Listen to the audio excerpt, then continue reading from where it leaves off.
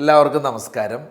ബിസിനസ്സുകളുടെ വിജയത്തിനും ഏത് സ്ഥാപനത്തിൻ്റെ സക്സസ്സിനും ഏറ്റവും ഇമ്പോർട്ടൻ്റ് ആയിട്ടുള്ള ഒരു സൈക്കോളജിക്കൽ കോൺട്രാക്റ്റ് എന്ന് പറയുന്ന രസകരമായ ഒരു കാര്യത്തെ പറ്റിയാണ് നമ്മളിന്ന് സംസാരിക്കുന്നത്. പലതരം കോൺട്രാക്റ്റുകളെ പറ്റി നമ്മൾ കേട്ടിട്ടുണ്ടാവും.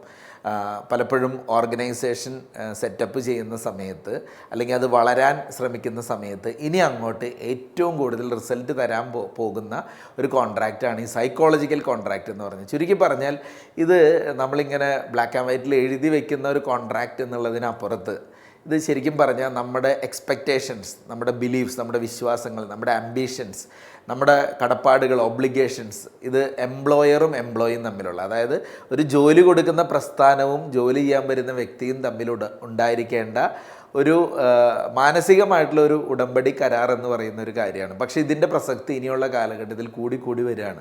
നമ്മൾ സാധാരണ ഒരു എംപ്ലോയി വരുമ്പോൾ offer letter, appointment letter, job description, അല്ലെങ്കിൽ ഡൂസ് ആൻഡ് ഡോൺസിൻ്റെ ഡീറ്റെയിൽസ്, അല്ലെങ്കിൽ എന്തെങ്കിലും എംപ്ലോയി ഹാൻഡ് ബുക്ക്, ഇതൊക്കെയാണ് കൊടുക്കാറല്ലേ.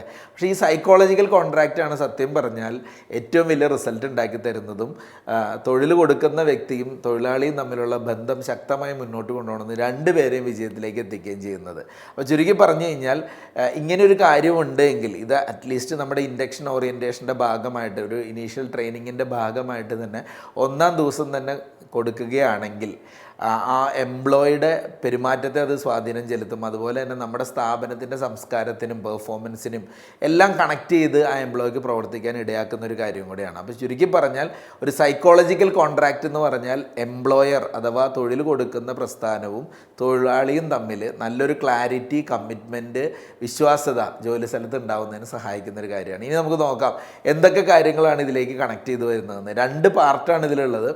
ഒന്ന് എംപ്ലോയർ പ്രൊവൈഡ് ചെയ്യേണ്ട പാർട്ടും എംപ്ലോയീസ് കോൺട്രിബ്യൂട്ട് ചെയ്യേണ്ട പാർട്ടും. ആദ്യം എംപ്ലോയർ അഥവാ ജോലി നൽകുന്ന സ്ഥാപനം ശ്രദ്ധിക്കേണ്ട ഏറ്റവും പ്രധാന 4 കാര്യങ്ങളുണ്ട്. ഒന്ന്, കോമ്പറ്റിറ്റീവായിട്ടുള്ള കോമ്പൻസേഷനും ബെനിഫിറ്റും കൊടുക്കുക എന്നുള്ളത്. കാരണം ഒരാൾ നമ്മുടെ പ്രസ്ഥാനത്തിൽ ജോലി ചെയ്യുമ്പോൾ ആ ജോലിക്ക് അനുയോജ്യമായ, ആ ജോലിക്ക് അർഹതപ്പെടുന്ന തരത്തിലുള്ള ശമ്പളവും മറ്റ് ആനുകൂല്യങ്ങളും നൽകുന്നു എന്ന് ഉറപ്പുവരുത്തുക എന്നുള്ളത് തന്നെയാണ് ഒരു തൊഴിലാളിയുമായിട്ട് സൈക്കോളജിക്കലി നല്ലൊരു ബന്ധത്തിലേക്ക് എത്തിപ്പെടുന്നതിന് ഒന്നാമത്തെ കാരണം. 2, flexibility to balance work and home life. ഏത് വ്യക്തിയും എത്ര നല്ല പെർഫോമർ ആയാലും അയാൾക്കും ഒരു കുടുംബമുണ്ട്, അയാൾക്കും അദ്ദേഹത്തിൻ്റെ പേഴ്സണൽ ലൈഫുണ്ട്.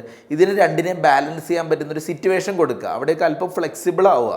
അതിൻ്റെ അർത്ഥം 2 കാര്യങ്ങളും ഭംഗിയായി നടത്തി കൊണ്ടുപോകാനുള്ളൊരു സാഹചര്യം എന്നാണ് ഉദ്ദേശിക്കുന്നത്. നമുക്ക് നന്നായി ജോലി ചെയ്യാനും പറ്റണം, അദ്ദേഹത്തിൻ്റെ പേഴ്സണൽ കാര്യങ്ങൾ നടക്കണം, അതിന് പറ്റുന്നൊരു ഫ്ലെക്സിബിലിറ്റി ഉറപ്പുവരുത്തുക. 3, കരിയർ ഡെവലപ്മെൻറ്റ് ഓപ്പർച്യൂണിറ്റി. നമ്മുടെ കൂടെ പ്രവർത്തിക്കുന്ന ആളുകൾക്ക് നമ്മുടെ സ്ഥാപനത്തിൽ നിന്നാൽ തന്നെ ഉയർന്നു പോകാൻ സാധിക്കുന്നു എന്ന് ഉറപ്പുവരുത്തുക. അദ്ദേഹം നല്ല അറിവും കഴിവും ഡെവലപ്പ് ചെയ്യുകയാണെങ്കിൽ ശമ്പളം മാത്രമല്ല, തസ്തികകൾ വരാനും അദ്ദേഹത്തിൻ്റെ കരിയറിൽ എല്ലാ തരത്തിലും ഗ്രോത്ത് ഉണ്ടാക്കാൻ പറ്റുന്ന ഒരു കരിയർ പാത്തും കരിയർ ഡെവലപ്മെൻറ്റ് ഓപ്പർച്യൂണിറ്റീസും ഉണ്ടെന്ന് ഉറപ്പുവരുത്തേണ്ടത് ഒരു എംപ്ലോയർ അഥവാ ഒരു തൊഴിൽ കൊടുക്കുന്ന വ്യക്തിയുടെ ഭാഗത്തു നിന്ന് ചിന്തിക്കേണ്ട കാര്യമാണ്. അടുത്തത്, treat staff fairly and respectfully. ഏത് തൊഴിലാളിയെയും ഫെയറായിട്ടും റെസ്പെക്റ്റോടു കൂടിയും തന്നെ ട്രീറ്റ് ചെയ്യുന്ന ഒരവസ്ഥ. കൊടുക്കേണ്ട മാന്യമായ ആ ഒരു പെരുമാറ്റ രീതികൾ അതെല്ലാ രീതിയിലും അവരുടെ അടുത്ത് കൊടുക്കുക. അത് ലഭിക്കുന്നുണ്ട് എന്ന് എംപ്ലോയിൽ നിന്ന് ഒരു ഉറപ്പ് വരുത്തുന്ന അവസ്ഥ എംപ്ലോയർ പ്രൊവൈഡ് ചെയ്യേണ്ടതുമാണ്. ഇനി ഇതൊക്കെ നൽകുമ്പോൾ ഒരു എംപ്ലോയിയുടെ കോൺട്രിബ്യൂഷൻ എന്തായിരിക്കണം? Continuous skill improvement and productivity. ഏത് തൊഴിൽ ചെയ്യുന്ന വ്യക്തിയും അവരുടെ കഴിവ് ഓരോ ദിവസവും ഇമ്പ്രൂവ് ചെയ്യുന്നുണ്ട്, അത് അവരുടെ ഉൽപ്പാദനക്ഷമതയെ സപ്പോർട്ട് ചെയ്യുന്നതാണെന്ന് ഉറപ്പുവരുത്തുക. കാരണം അത് 2 രീതിയിലാണ്. ഒന്ന്, ആ വ്യക്തിയുടെ കഴിവ് വികസിക്കാനും ആ വ്യക്തിയിൽ നിന്ന് ഓർഗനൈസേഷന് കിട്ടുന്ന കോൺട്രിബ്യൂഷൻ ബെറ്റർ ആവാനും സഹായിക്കും. അടുത്തത്, reasonable time with the organisation. ഇടയ്ക്കിടയ്ക്ക് ഇങ്ങനെ ചാടി നടക്കുക എന്നുള്ളതല്ല. ഒരു സ്ഥാപനത്തിൽ അത്യാവശ്യം സമയം ജോലി ചെയ്യാൻ പറ്റുന്ന രൂപത്തിൽ തന്നെയായിരിക്കണം നമ്മൾ അവിടേക്ക് എത്തേണ്ടത്.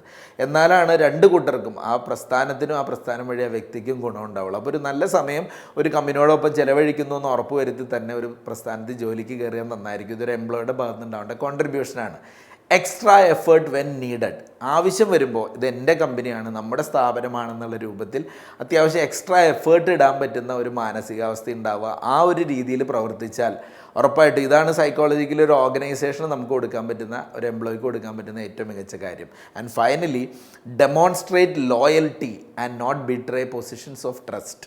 ഉദ്ദേശിക്കുന്നത് നമ്മൾ ഒരു ലോയലായിരിക്കുക, നമ്മുടെ ഓർഗനൈസേഷനോട് ഒരു പ്രതിബദ്ധത ഉണ്ടാവുക, നമ്മളിരിക്കുന്ന സ്ഥാനത്തിന് വാല്യൂ കൽപ്പിക്കുക, അവിടെ വിശ്വാസ്യതയ്ക്ക് കോട്ടം തട്ടുന്ന ഒരു കാര്യവും ചെയ്യാതിരിക്കുക, ഒരു തരത്തിലും കമ്പനിക്ക് നെഗറ്റീവായിട്ടുള്ള ഒരു പ്രവൃത്തിയിലും നമ്മൾ ഏർപ്പെടുന്നില്ല എന്നുള്ളത് ഉറപ്പുവരുത്തുക, കോൺഫിഡൻഷ്യാലിറ്റി കീപ്പ് ചെയ്യേണ്ട കാര്യങ്ങൾ അത് കീപ്പപ്പ് ചെയ്യുക, ഇങ്ങനെയുള്ള കാര്യങ്ങളൊക്കെ വളരെ ഇമ്പോർട്ടൻ്റ്. ഇതാണ് ഒരു എംപ്ലോയിയുടെ കോൺട്രിബ്യൂഷൻ. അപ്പോൾ ചുരുക്കി പറഞ്ഞാൽ ഒരു സൈക്കോളജിക്കൽ കോൺട്രാക്റ്റിൻ്റെ പ്രസക്തി എത്രത്തോളം ഉണ്ടെന്ന് നോക്കൂ.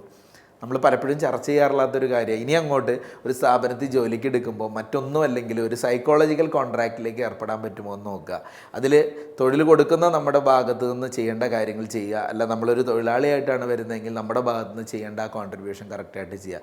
ഇത് രണ്ടും ഉണ്ടെങ്കിൽ വ്യക്തമായി ഒരു കാഴ്ചപ്പാടോടുകൂടി എംപ്ലോയിക്കും എംപ്ലോയർക്കും മുന്നോട്ട് പോകാനും പറ്റും. രണ്ട് കൂട്ടർക്കും ഗുണമുള്ളൊരവസ്ഥയിലേക്ക് പ്രസ്ഥാനത്തിനും വ്യക്തിപരമായിട്ടും എത്തിച്ചേരാനും സാധിക്കും. Thank you.